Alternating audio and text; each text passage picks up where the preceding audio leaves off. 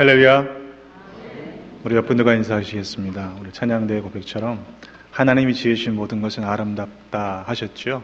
보시기에 좋았는데 옆에 분들을 보시면서 아름다우십니다 이렇게 한번 인사하실까요? 네. 평상시에 그런 말씀 잘 안 하시는군요. 하나님이 지으신 아름다운 세계가, 아름다운 관계가 주님 안에서, 주님의 뜻 가운데에서 더욱 아름다워지시는 복을 누리시기를 주님의 이름으로 축원합니다. 과테말라 단기 선교팀 15명이 함께 이누가 선교사님의 사역을 도와서 사역을 은혜롭게 마치고 지난 월요일 자정 넘어서 돌아왔습니다. 이누가 선교사님은 과테말라에서 베데스다 클리닉이라고 하는 의료 선교 사역을 하고 계시는 선교사입니다. 한국에서 의사가 되셨는데 의사의 직을 내려놓고 미국에 와서 듀크 신학교에서 공부를 하고 그리고 UMC 목사가 되었다가 하나님의 부르심을 받고 과테말라를 향해서 지금 과테말라의 선교 사역을 감당하신 지 2, 3년이 되었습니다. 가서 보니까 불과 2, 3년 동안에 이루어진 일이라고 보기에는 어려울 정도로 많은 일들이 이루어졌음을 보게 되었습니다. 비록 한 사람의 작은 순종이었지만 그러나 그분을 통해서 하나님께서 행하신 일이었기 때문에 가능한 일이었다라는 생각을 하게 됩니다. 저는 그동안 개인적으로는 선교적인 일들을 감당하면서 제게 주신 은사를 주로 현지 신학생들을 교육하고 또 현지 목회자들을 재교육하는 일들을 위해 시간을 썼습니다.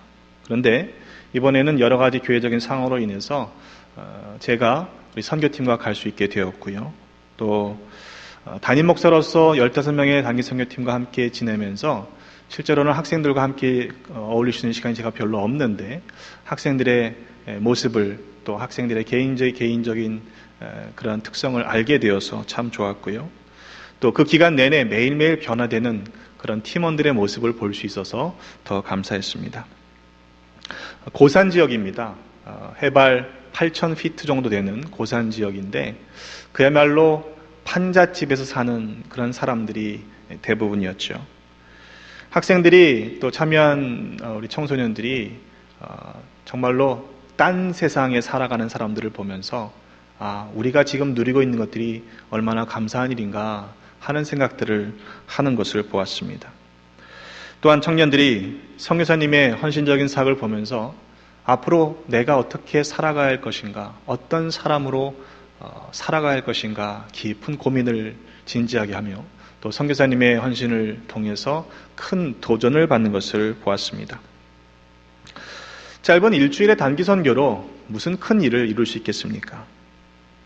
그러나 그 짧은 기간이 어느 누구에겐가는 훗날 큰 변화를 경험하게 되는 그런 변화의 터닝 포인트가 되게 할 수는 있다라는 사실을 부인할 수는 없습니다.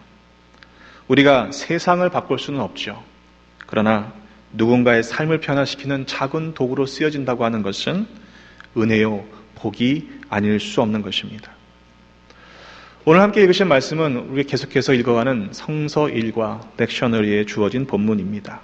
그런데 오늘 말씀을 단기 선교팀과도 함께 나누었기 때문에 우리에게 주시는 의미가 있다라고 생각해서 말씀을 다시 한번 강조합니다.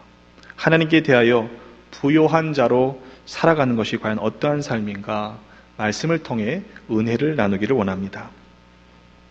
오늘 본문에 보니 무리 중에 있던 한 사람이 예수님께 나와서 묻습니다. 자신의 형이 유산을 나누어 주지 않았으니 내 형에게 유산을 나누어서 내게 주라고 명령해 달라는 것입니다. 아마도 그 형이 동생이 마땅히 받아야 할 유산의 몫을 나누어 주지 않았던 모양입니다. 요즘이나 그때나 재산 다툼은 비슷했나 봅니다. 남이 떡이 더 커 보인다는 말이 있죠. 똑같은 양을 나누어 주었는데도 다른 사람의 몫이 더 커 보이는 것이 일반적인 일이 아니겠습니까? 하물며 내가 마땅히 받아야 할 몫을 받지 못했으니까 억울했겠죠.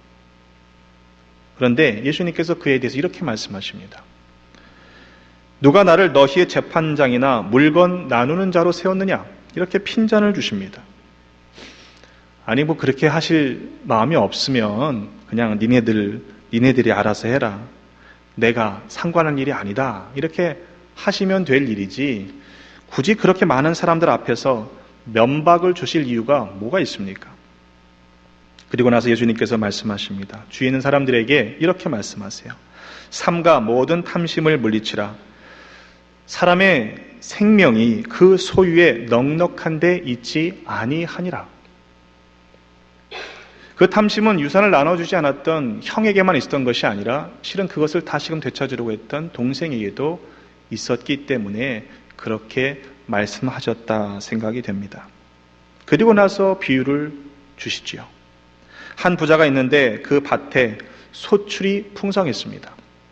얼마나 풍성했냐 하면 곡식을 쌓아둘 곳이 없을 정도로 풍성했다고 했습니다. 여러분 한번 머릿속으로 그려보세요. 얼마나 좋았을까요? 상상만 해도 좋으시죠? 그래서 부자가 속으로 생각합니다. 곡간을 헐고 더 크게 지어야겠구나. 내 모든 곡식과 물건을 거기에 쌓아두어야지.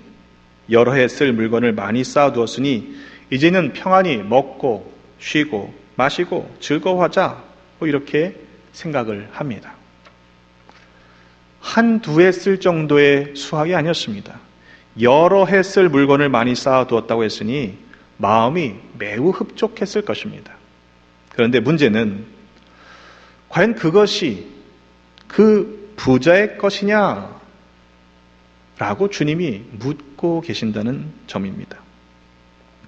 오히려 주님은 그 부자를 어리석은 자라고 규정하고 계시죠. 만일 오늘 밤 내 영혼을 도로 찾게 되면 그렇게 네가 준비한 것이 과연 누구의 것이 되겠느냐라고 묻고 계시는 것입니다. 그러시면서 자기를 위하여 재물을 쌓아두고 하나님께 대하여 부여하지 못한 자가 이와 같다라고 말씀하셨습니다. 왜 예수님께서는 그 부자를 어리석다라고 하셨을까요? 왜 또 하나님께 대하여 부여하지 못한 자라고 하셨을까요? 그 먼저 이유는 그 부자는요, 그 주어진 풍요가 자신의 노력으로 얻어진 것이라고 생각했기 때문입니다. 그래서 표현하기를 그는 내 곡간, 내 모든 곡식과 물건이라고 말했던 것이죠. 말씀을 좀 자세히 보시면 밭에서 얻은 소출이라고 했습니다. 여러분, 밭은요, 아무도 없는 상태에서 거저 얻어지는 것이 아닙니다. 누군가는 애쓰고 수고해야만 그 밭에서 소출을 얻을 수 있습니다. 그렇게 여러 해 동안 풍성한 수확을 쓸 수 있는 풍성한 수확을 거뒀으니까요. 그 부자 혼자서 일해서 거두어 들였을 일이 아니죠. 아마도 그에게는 많은 소장농이 있었을 것입니다. 그렇다면 그 풍성한 수확을 거두기까지 부자 혼자 한 것이 아니라 많은 일꾼들이 있었다는 것이죠. 그렇다면 그렇게 엄청난 수확을 거둬들였을 때 그 몫을 계약한 것 이상으로 소장농들에게, 일꾼들에게 나눠주는 것이 마땅하지 않았을까요? 왜냐하면 자기 혼자서 애써서 거두어들인 것이 아니기 때문입니다. 이번 과테말라에 갔더니요, 거기도 형편이 비슷하더라고요. 소수의 특권층들이 땅의 70%를 차지하고 있답니다. 그래서 소장농들이 일주일 내내 일을 해도 그들이 받는 일당을 가지고는 그 식구들을 먹여 살릴 수 없는 형편의 삶을 살고 있었습니다. 보통 어느 나라든지 그 나라에 가면 교사의 월급이 중간 정도 된다라고 이야기를 합니다. 그런데 과테말라의 교사의 월급이 300불 정도밖에 되질 않아요. 그러니까 일당이 10불밖에는 되지 않는 것이죠. 소장농들은 10불 이하의 삶을 살고 있는 것입니다. 매일 그렇게 열심히 일해도 그렇게밖에는 받지 못하는 것이죠. 근데 빈부의 차가 얼마나 나냐면 특권층들이 누리는 삶은요, 그냥 식사 몇 끼 먹는 그 식사값이 그 소장농들의 일주일치, 이주일치에 해당되는 그런 음식들을 한 끼의 식사로 그냥 아무렇지도 않게 먹는 것을 봅니다. 저도 운동화가 두 켤레라서 계속 제 신발이 신경이 쓰이더라고요. 그래서 오는 길에 운전을 해줬던 그 내내 운전을 해주셨던 현지인에게 제 신발을 벗어주고 왔습니다. 여러분, 밭에서 곡식이 수확된다고 하는 것은요, 그렇게 애쓰고 수고한다고 또한 다 얻어지는 게 아니잖아요. 그 밭에 해가 비치고 적당한 비가 내려야만 곡식이 자랄 수 있다는 사실을 잊어서는 안 되는 것이죠. 시편의 기자는 노래합니다. 시편 107편 33절로 37절에 보면 여호와께서는 강이 변하여 광야가 되게 하시며 샘이 변하여 마른 땅이 되게 하시며 그 주민의 악으로 말미암아 옥토가 변하여 염전이 되게 하시며 또 광야가 변하여 못이 되게 하시며 마른 땅이 변하여 샘물이 되게 하시고 줄인 자로 말미암아 거기에 살게 하사 그들이 거주할 성읍을 준비하게 하시고 밭에 파종하며 포도원을 재배하여 풍성한 소출을 거두게 하시며 그랬습니다. 결국 그 풍성한 수확을 거두게 된 것은 하나님께서 허락하신 사실이라는 것입니다. 그것을 결코 잊어서는 안 된다라는 말씀입니다. 때문에 모세는요, 이스라엘 백성들이 가나안 땅에 들어가기 직전에 다시 한번 하나님의 율법을 거듭 가르치면서 이렇게 말씀하고 있습니다. 신명기 8장 11절로 18절의 말씀에 보면 좀 깁니다만 그대로 인용합니다. 내가 오늘 네게 명하는 여호와의 명령과 법도와 규례를 지키지 아니하고 네 하나님 여호와를 잊어버리지 않도록 삼갈지어다. 네가 먹어서 배부르고 아름다운 집을 짓고 거주하게 되며 또 네 소와 양이 번성하며 네 은금이 증식되며 네 소유가 다 풍부하게 될 때에 네 마음이 교만하여 네 하나님 여호와를 잊어버릴까 염려하노라. 여호와는 너를 애굽 땅에서 종되었던 집에서 이끌어내시고 너를 인도하여 그 광대하고 위험한 광야 곧 불뱀과 전갈이 있고 물이 없는 간조한 땅을 지나게 하셨으며 또 너를 위하여 단단한 반석에서 물을 내셨으며 네 조상들도 알지 못하던 만나를 광야에서 네게 먹이셨나니 이는 다 너를 낮추시며 너를 시험하사 마침내 네게 복을 주려 하심이었느니라. 그러나 네가 마음에 이르기를 내 능력과 내 손의 힘으로 내가 이 재물을 얻었다 말할 것이라. 네 하나님 여호와를 기억하라. 그가 네게 재물 얻을 능력을 주셨습니다. 이같이 하심은 네 조상들에게 맹세하신 언약을 오늘과 같이 이루려 하심이니라. 이렇게 말씀했습니다.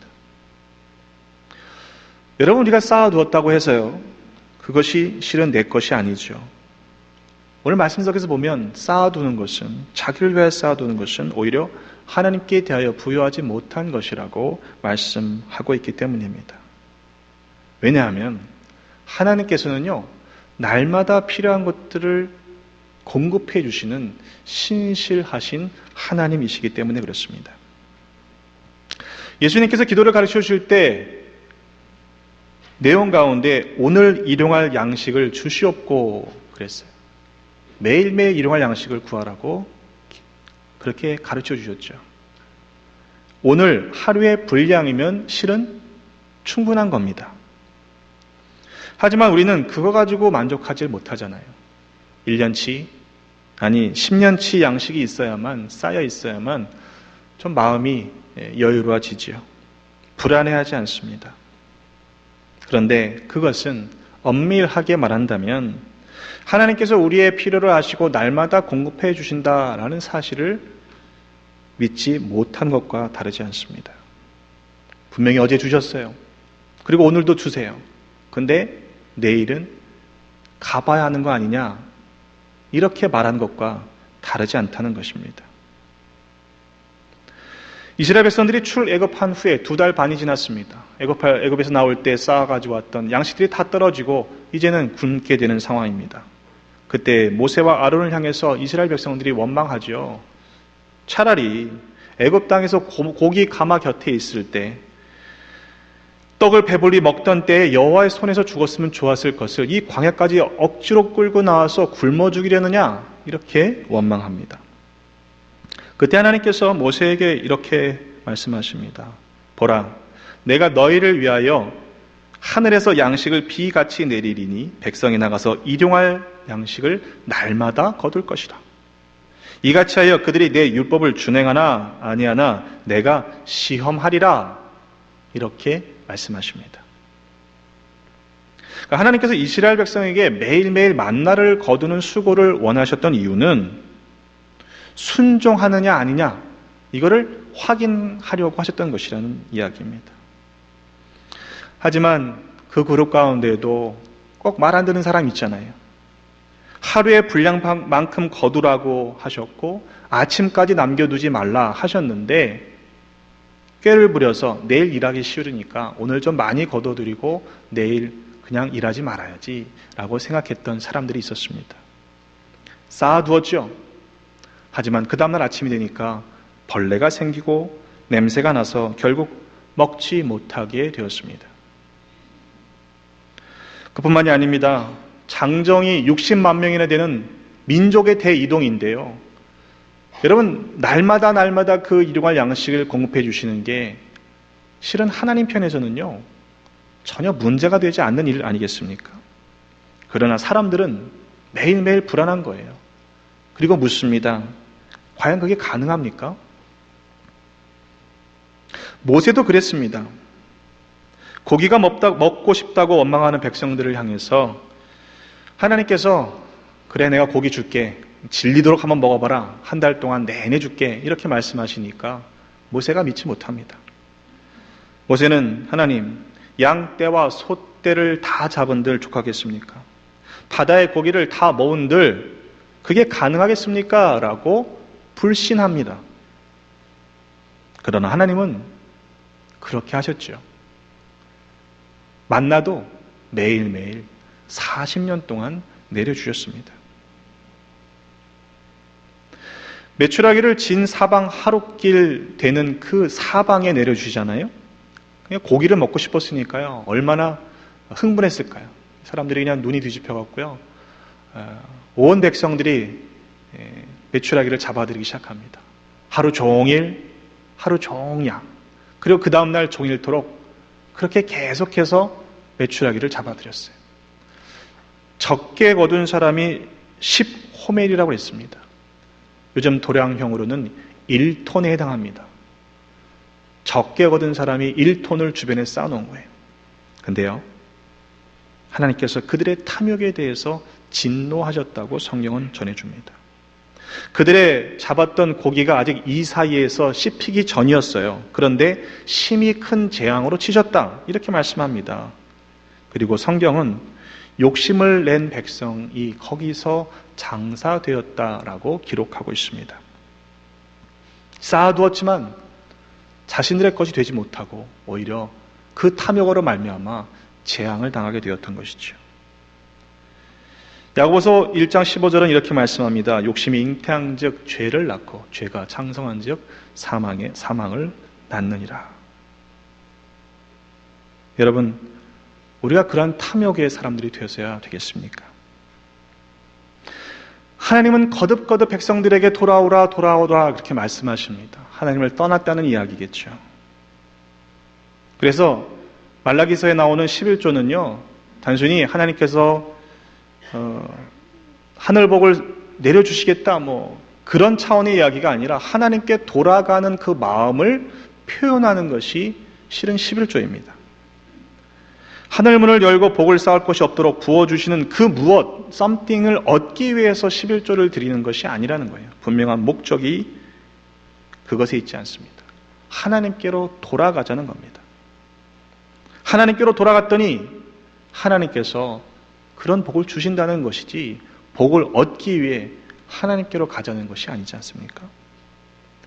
말라기서 3장 10절로 11절에 보면 만군의 여호와가 이르노라 너희의 온전한 11조를 창고에 들여 나의 집에 양식이 있게 하고 그것으로 나를 시험하여 내가 하늘문을 열고 너에게 복을 쌓을 곳이 없도록 붙지 아니하나 보라. 만군의 여호와가 이르노라 내가 너희를 위하여 메뚜기를 금하여 너희 토지 소산을 먹어 없애지 못하게 하며 너희 밭에 포도나무 열매가 기한 전에 떨어지지 않게 하려니, 그렇게 말씀하셨어요.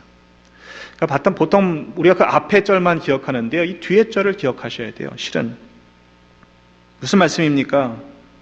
토지의 소산을 거둘 수 있는 것은 하나님께서 메뚜기를 금하여 소산을 먹어 없애지 못하게 하셨기 때문이라는 것입니다.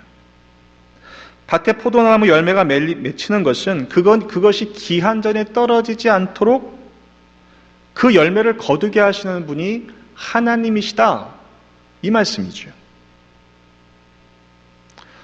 예전에 보니까요, 농사를 다 지었는데요, 다음 주면은 수확을 하게 되는데 태풍이 오는 거예요. 다 떨어지는 것들을 보았습니다. 이제 좀만 있으면은 수확을 하게 되는데요, 밭에 서리가 내려요. 그래서 농작물이 다 쓸모 없어지는 것들을 보았습니다. 결국 그것을 수확할 수 있게 하시는 분은 하나님이시라는 사실이죠. 풍성한 토지 소산을 거두게 된 것은 하나님의 은혜다, 이 말입니다. 난 농사를 안 지니까 상관없다 생각하시는 분은 없겠죠. 여러분, 밭에 포도나무 열매가 기한 전에 떨어지지 않은 것, 그것은 하나님께서 허락하셨기 때문이라는 사실을 잊지 마시기를 간절히 바랍니다. 부자는요, 그 부자는 그걸 알지 못했기 때문에 어리석은 자다, 이렇게 말씀하시는 것입니다.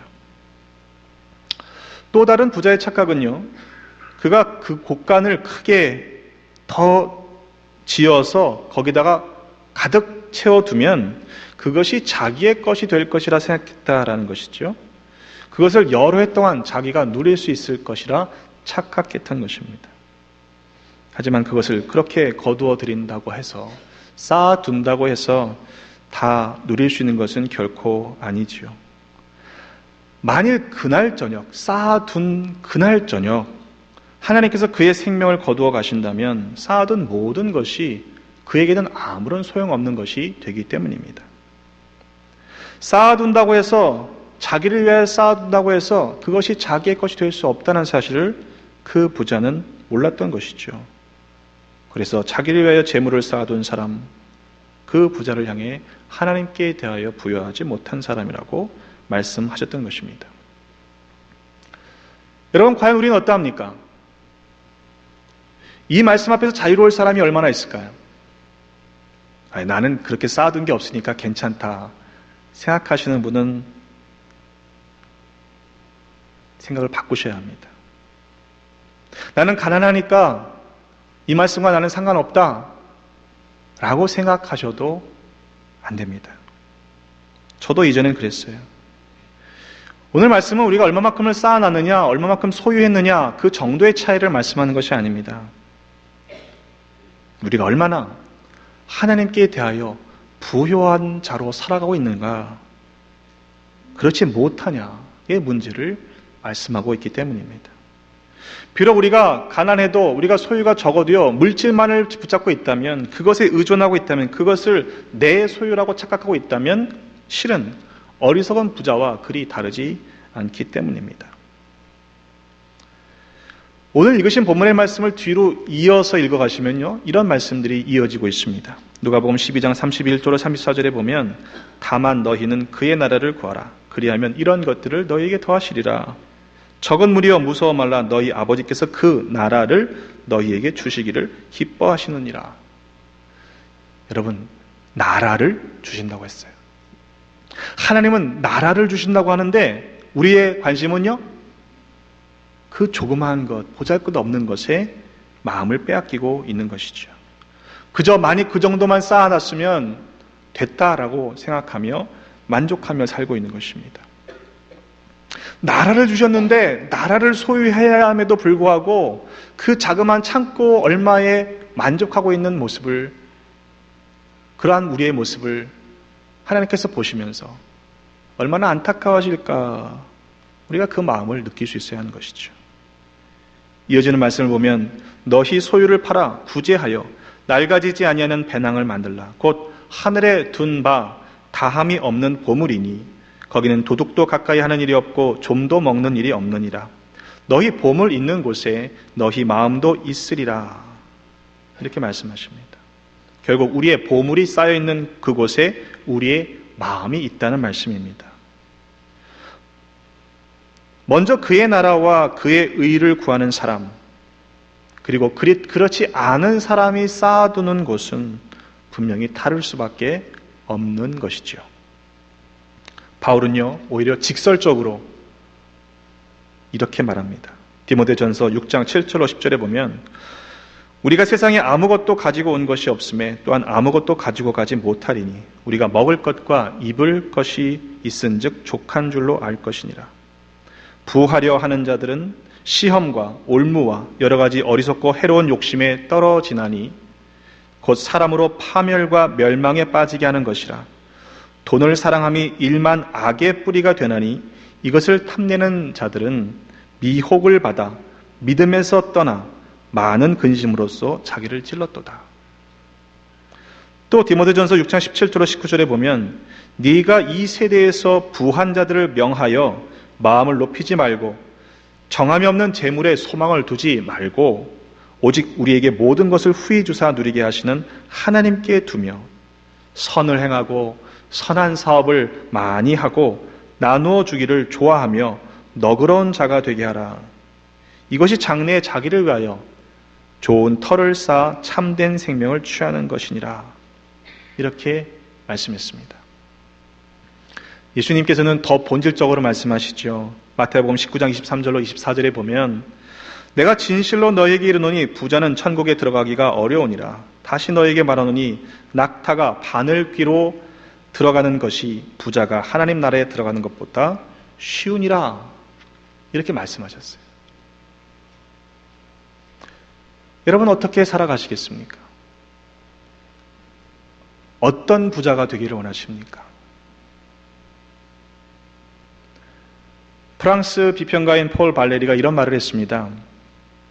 용기를 내어 생각하는 대로 살아가지 않으면 머지않아 사는 대로 생각하게 된다. 여러분 바라기는 우리에게 주신 것이 하나님께로부터 온 것임을 고백하고 또 하나님이 기뻐하신 선한 사업을 많이 감당하는 하나님께 대하여 부유한 자로 살아가셔서 우리에게 주신 은혜가 흘러넘치는 축복의 통로로 쓰여지는 복을 누리시는 우리 모두가 되시기를 주님의 이름으로 축원합니다. 기도하겠습니다.